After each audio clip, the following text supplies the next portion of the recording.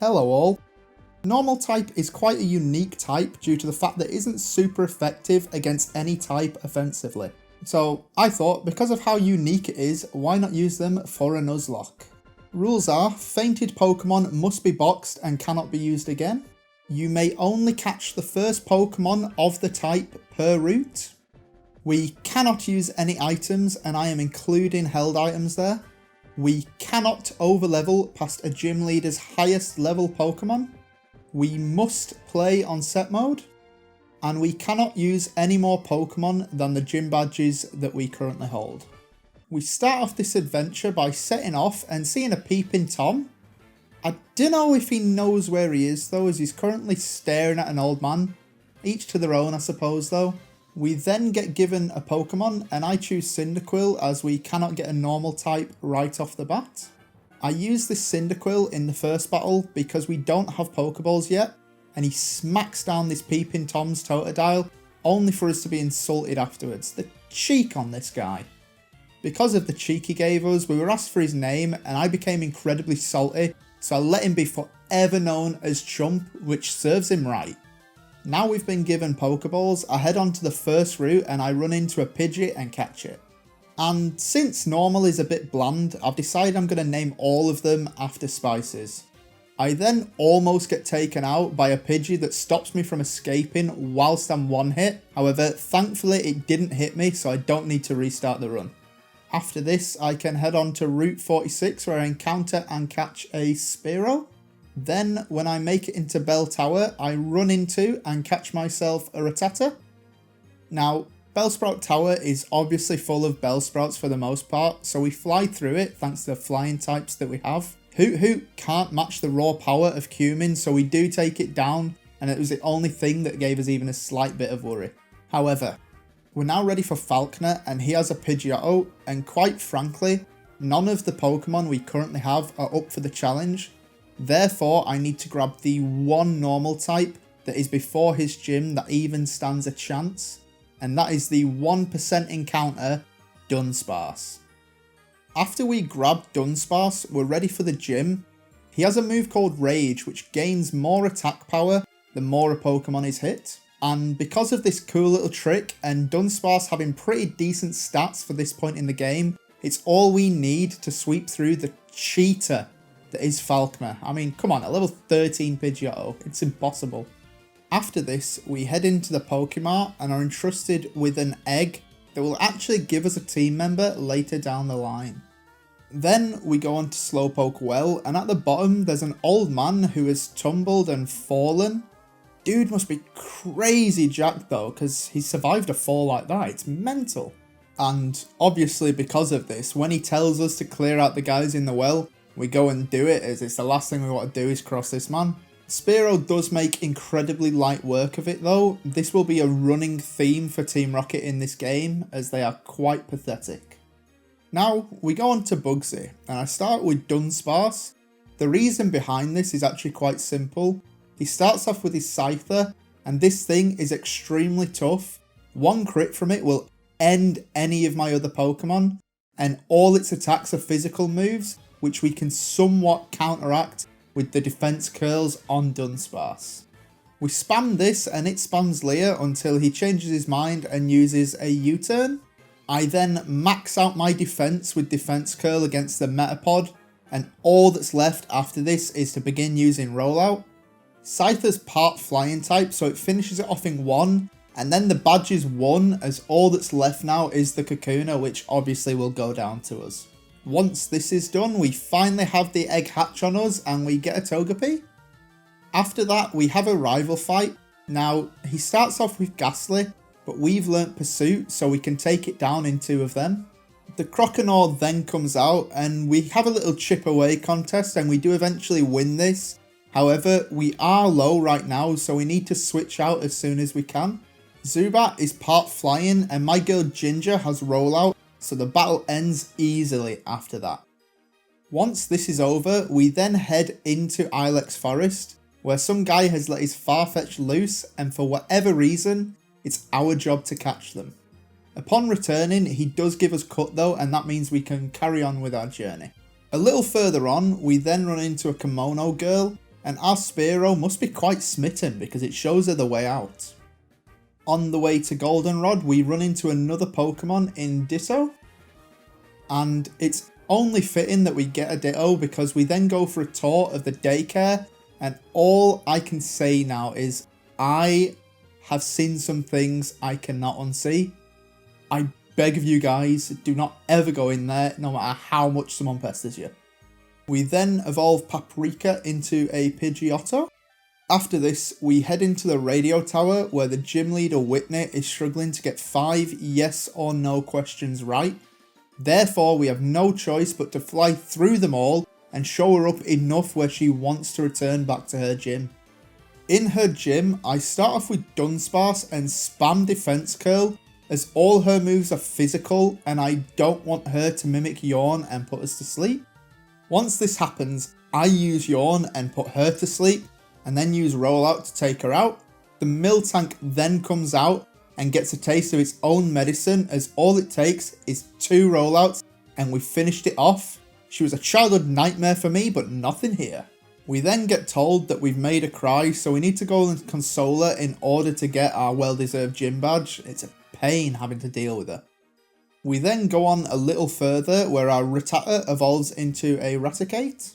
Now, we need to go and make a tree dance in order to get to the next city, so we do exactly that. And in that route, the first encounter we don't already have is a Stantler. We then move on to the rival fight in the Burn Tower, where Pepper takes out the Ghastly using only a bite. Then, once it gets paralysed by the Magnemite, we switch into Dunsparce for a Yawn, but he gets confused, so we do the switch in and out so we can get Rollout going to finish off this Magnemite.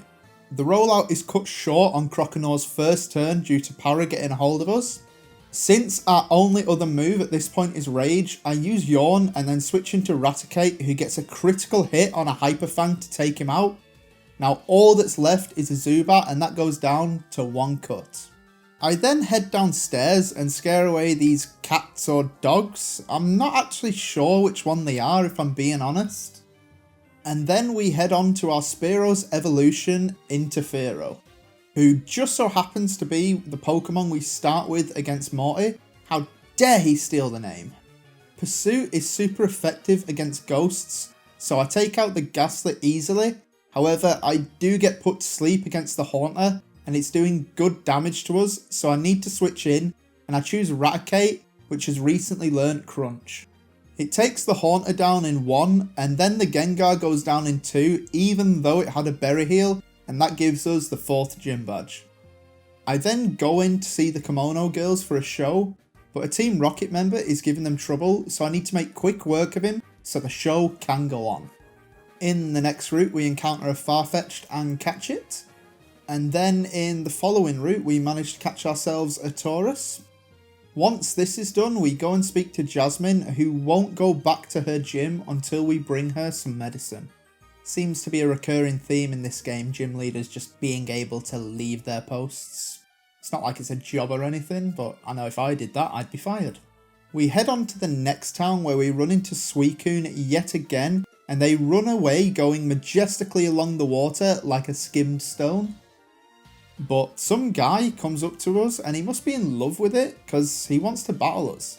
He's no match however, so we finish him off with relative ease. We then head on to Chuck's gym and he must be rather stinky as he was showering, so we decide to turn his shower off and he gets a bit miffed, so he takes us on.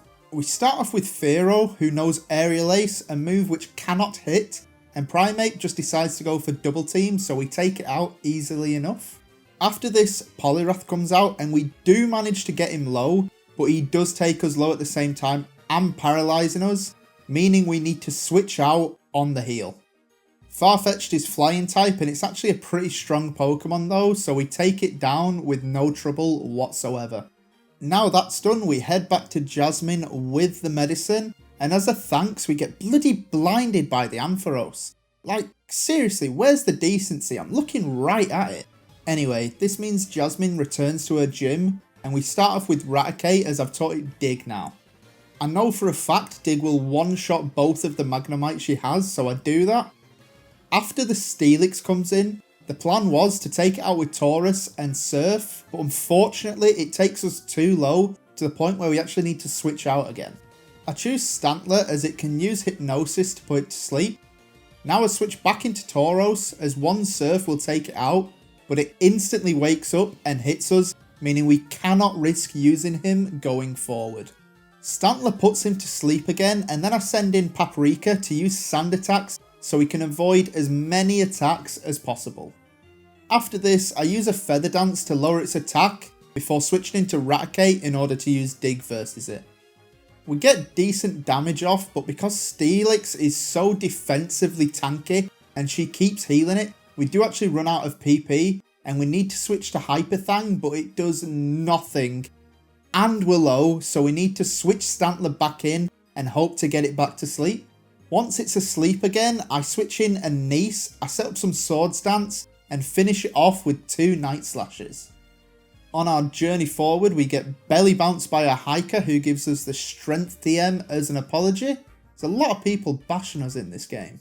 Now we make it on to the Lake of Rage where there's a red Gyarados, so obviously we need to put this thing out of its misery as it's lost its camouflage for the wild, meaning it'll never make it and it'll never survive. A guy then comes along and because of his hair I can only assume he's a streamer and he asks if we'll do him a favour, so I do. I'm thankful I did this as the next time we run into him he's actually hyper beaming a guy, like seriously, he's willing to try and end someone over a red fish. What craziness is this? We then run into Chump again who has lost to the streamer man and is so annoyed he shoves us. Like seriously, I've said it before, people are very rude in this game and there's a lot of personal contact which is just vile.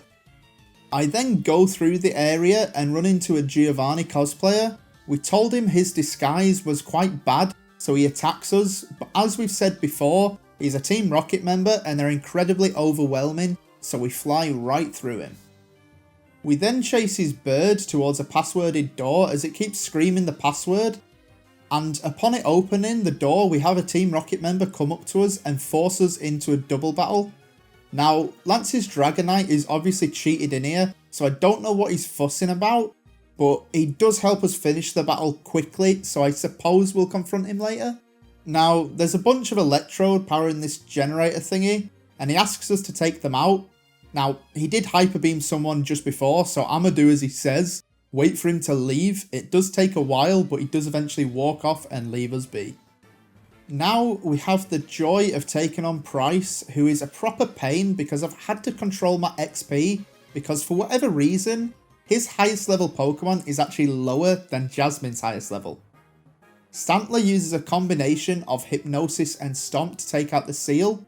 I then try the same for the Piloswine, but it lowers our accuracy and we struggle to hit it, so we need to switch out to Tauros who knows Surf, and that can manage to take that out. We then have Dugong, who we do okay damage to, but I know I need to switch out. I choose Pepper, and then he only needs to use 2 Hyper Fangs, and the Dugong is down, and that's the 7th gym badge.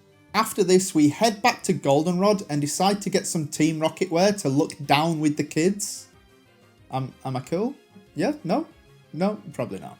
The moment we try and use it though, Chump comes in and calls us out in front of them, forcing us into a battle with the Team Rocket Grunt. Fortunately for this guy, we absolutely annihilate him and can carry on. We make our way to the top, where yet another member of Team Rocket is dressed up. He has coughing and wheezings, so I use my Tauros as it knows Zen Headbutt. It gets knocked decently low and is poisoned, so I then need to switch out into Raticate to take down a couple more of them. Last one comes out and I'm low at this point, so I switch into a Niece. I use a Swords Dance and then a Fly which misses. I then get taken to 2 health. This means that I can use another Fly and take it out and win the battle, but it was somewhat close for a Team Rocket member. That's pretty scary. Now we go to the underground where Chump yet again challenges us, and my Tauros knocks his Golbat low with a Zen Headbutt, but gets confused, so I switch into Coriander. He misses 2 Hypnosis and is quite low by the time Feraligatr is asleep. At this point I switch into Cayenne, who finishes off the Feraligatr and takes the Sneasel out. Magnemite does manage to get Paralysis off, but it's a weak Pokemon, so it doesn't stand much of a chance, and then the Haunter is taken out in a single hit, giving us the victory. Now we move on to the Director, who gives us a keycard, but he's apparently more scared than a 10-year-old because he stays underground where he is. With this keycard we can head to the roof for the climactic battle against Team Rocket, but as I said, they're incredibly underwhelming in this game, so we managed to take all his Pokemon down relatively quickly. Houndoom was slightly troublesome, but we have 6 Pokemon at this point, so it's really a non-issue. Once this is done, we can go ice skating. During our skating, we notice a stuck kimono girl who wants a gov shove, so we give it to her good. And now that is done, we can go on to the final gym leader, being Claire. We start off with Santler to put the Gyarados to sleep, and then set up Swords Dance and Agility with the Farfetch'd. It did wake up second turn though, so we do take some incredible damage from it.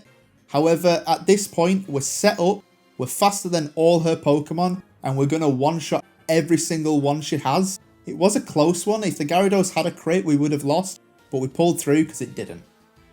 She won't give us the badge, however, so we need to go do a quiz. We yet again pass this with flying colours, something she's jealous of, but the old man has our back. He tells us to give her her badge because we need it and we deserve it. We then head off and she does apologise as we're leaving and gives us a TM, which was nice I suppose, but it's not enough for me to forgive her. Now that's done, we have to take on all the Kimono girls. I've leveled up Pepper to 47 for this, as he has a good range of moves and I feel he'll be best for winning this battle. Thankfully I was correct and we managed to get through all of them with only a slight bit of a challenge. These fights can actually be really brutal in a Nuzlocke if you come ill prepared, as there's no healing between them.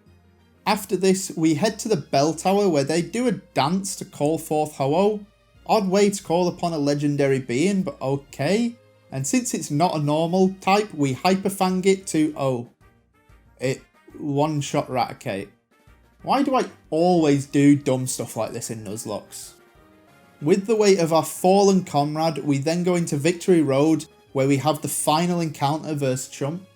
Cayenne manages to take the Sneasel down with ease but has lost some speed, so we actually switch into Stantler to put his Pokemon to sleep before switching back to Tauros and finishing it off. The Kadabra is pitifully weak defensively, so we take it down using 1 strength. We knock the Golbat low, but we get confused, so I switch into Stantler to take it out. Magneton then comes out and we're low, so I need to switch into Cayenne, who does some decent damage, but Paralysis and Confusion took its toll, so we need to switch out. I choose Dunsparce so we can use Yawn, and then switch into Farfetch'd, which takes it to the red, but it will be taking 1 more hit, meaning I need to switch into one of my Pokemon that's not paralysed. Then that Pokemon gets paralysed straight away. Luckily for me though, it can take 1 more hit and it manages to get its own off and finish this battle. It was crazy close though, as I would have lost had that paralysis have stopped me from attacking. With that done, I evolve Pidgeotto into a Pidgeot ready for the Elite Four. First member being Will, the Psychic type. I start off with Farfetch'd, who uses 2 Swords Dance and an Agility, while Xatu wastes its time trying to use me first, a move which does nothing if I'm not attacking, and since I'm fully set up against him, I can now sweep the entire team from this point using only Night Slash. First Elite Four member and a damageless battle, not half bad, eh? Next up we have the newly promoted Koga, and since he has poison types, I decide Tauros is the best to start off with as he knows Zen Headbutt. The only one that gives me any trouble is the Forretress, as it's quite bulky, but a few Surfs do manage to take it out. Then we have the Muck who sets up Minimize, but I only miss once, meaning once 2 hits have landed, it's taken out. After this is done, the other Pokemon cannot do any major damage due to how bulky Tauros is, so we managed to finish them off, only losing around half our health. Now we have Bruno, who is also commonly known as the joke of the Elite Four. I start off with Tauros as he does have an Onix, and Tauros knows both Surf and Zen Headbutt, meaning we won't need to set up.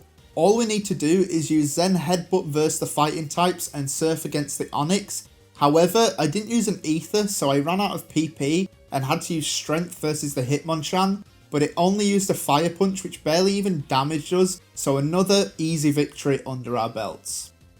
Next up we have the Dark member in Karen, and what I do here is start off with Stantler to put Umbreon to sleep. I then set up both an agility and a swords dance with my Farfetch'd. It has double teamed at this point, so it does take a couple attempts, but the moment we hit it we take it out. We then take the Gengar out with a Night Slash, and the reason for the agility comes out, and that being Houndoom. Thankfully, because of this we are faster than it, therefore we can hit it for a fly and take it out. Both Murkrow and Vileplume aren't going to stand a chance after this, so we just fly our way to the victory. Finally, we have the Lance battle. Now he starts off with Gyarados, which is a pretty powerful Pokemon, and it knows Ice Fang, so I've got a tactic here, and the tactic is to put it to sleep with Stantler, and then switch between Tauros and Stantler in order for Intimidate to lower its attack 5 stages. Once this is done, I switch into Pidgeot and use Sand Attacks in order to stop it hitting me as much as it can. I then switch back into Stantler and use a Hypnosis to put it back to sleep and hit the 6th stage of lowered attack. Now that's done, you can know the reasoning. With Farfetch'd, I need to set up 2 agilities and 3 swords dance, otherwise we won't be able to take out all of his Pokemon in one, and these Pokemon hit us extremely hard. However, once this is done, Fly is a guaranteed one-shot on the Gyarados, and Night Slash takes the Aerodactyl out, and that is guaranteed, it's not a range. Then all the others are just a one-shot with Fly. Even if it does miss, we won't be taken out unless we get hit with a critical hit. Not that that matters though, as we don't end up missing a single one and get through the battle and the Elite Four. Farfetch'd is actually pretty amazing. When I first caught it, I actually didn't think too much of it, and then I started strategizing for the Elite Four and it became a much better option in my eyes.